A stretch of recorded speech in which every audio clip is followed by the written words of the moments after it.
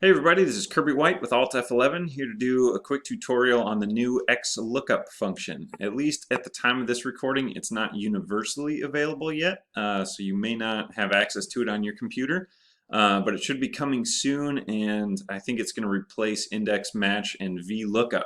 So let's jump in. XLOOKUP there's actually 6 arguments to it, but in this video I'm just going to talk about the 3 required arguments.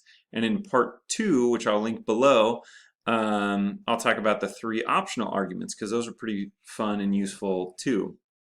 You may remember this worksheet from my index match and dropdowns list video.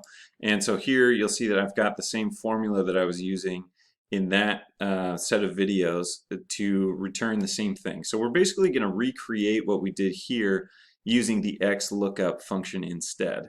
And I think you're going to like it. So let's imagine that we've got this drop-down list for business lines, and it's just going to look up the business lines that we have here in the table, and we want to return revenue, expenses, and profit from here. So with XLOOKUP, the first required argument is the lookup value, and I'm just going to select that cell there, which is the drop-down, and then use a comma to separate the arguments. And I'm going to say that we want to look for it in business line, and so now it's going to go look for this value of maintenance in this column from business line. And then with another comma for our to separate our third argument, the return array, I'm going to highlight all 3 of these columns at the same time. And you'll notice here that it's filling in the names of the table and the columns, and this is called a structured reference, this table income statement, which is what I've named this whole range of data. And it's using square brackets to select the columns. And it's going to return the revenue column, and then this colon is saying all the way through the profit column. And so I'm going to close out that function, those arguments, with the closed parentheses and hit enter.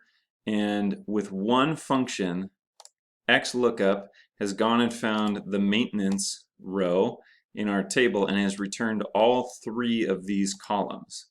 So in these 2 cells, there's no formula. There's no function in here. It's still just returning the same information from the same row as it found in this cell when it went and looked up the maintenance business line in the first place. So that is super easy. There's just 3 arguments to go look up something and then return even multiple columns from it. So I hope that's helpful. Part 2, I'll start talking about some of the optional arguments. See you then.